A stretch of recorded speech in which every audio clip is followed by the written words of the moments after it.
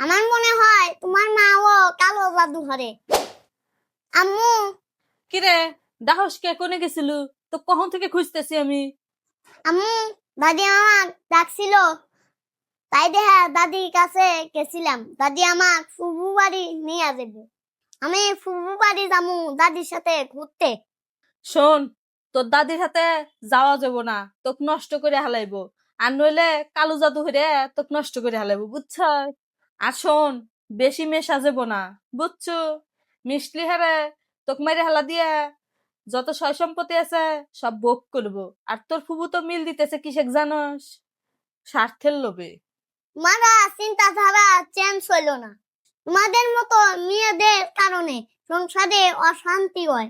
তোমার মায়ের সাথে যদি তোমার ভাইস্তা ভাস্তি যায় তখন সমস্যা হয় না।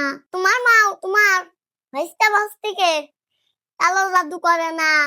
আমার মনে হয় তোমার মাও কালো জাদু করে, সেজন্যই তো মনে হয় তুমি জানো। এই শোন, চুপ করে থাক।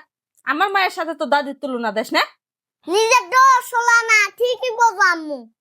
তুই আবার মুহে মুহে তর্ক করস। চুপ করে থাক। উচিত কথা কইলেই চাচা না থেকে নামো। আমি আমার দাদির সাথে ঘুরবে যামুই। জারিপের আব্বু, শুনছাও?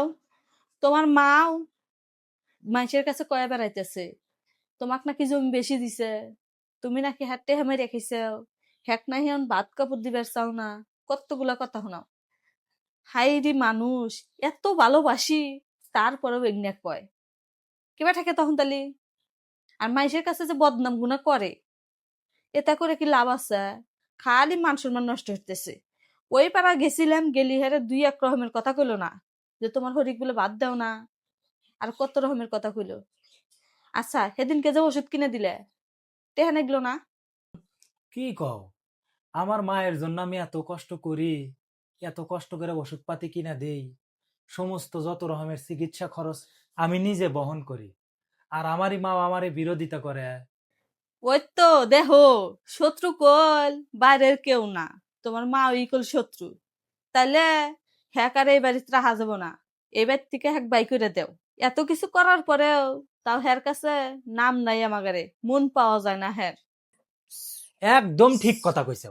এই বাড়ির থেকে অক বাইর করে দিলি, তারপরে আমার এই সংসারে শান্তি আসবো। তার আগে শান্তি আসবো না। একবার উচিত কথা কইছো। কালকেই অক বাইর থেকে বাইর করে দিন। আব্বু শোনো, আমার দাদি এই বাড়ি থেকে বাইর হইব না। বের হইলে তোমরা এই বাড়ি থেকে বের হয়ে যাবে। কারণ তুমি আমার কথা শুনে চলো। মূল কাহিনী কি জানো? তারপরে একে বের হয় তুমি সিদ্ধান্ত নিও। মূল কাহিনী তাহলে শোনো। এই বুড়িটা সারাদিন খায় আর খালি প্যাক প্যাক করে। ওক বাড়ির থেকে না বাইর করলে শান্তি হবো না কোনো সময়। আর ওকে বাইরে থেকে বাই করতে যা হরান আগে তাই হরান একবো। আর এই বুড়ি হচ্ছে আমার সংসারের যত রকমের জ্বালা খরচা বাড়ানোর এক নাম্বার ওষুধ এই বুড়ি। আর এই বুড়ি যদি না তাড়ায় তাহলে জীবনেও শান্তি পাবো না। আর মিথ্যা কথা না করলে তো এই বুড়ি তাড়াইতে পারবো না।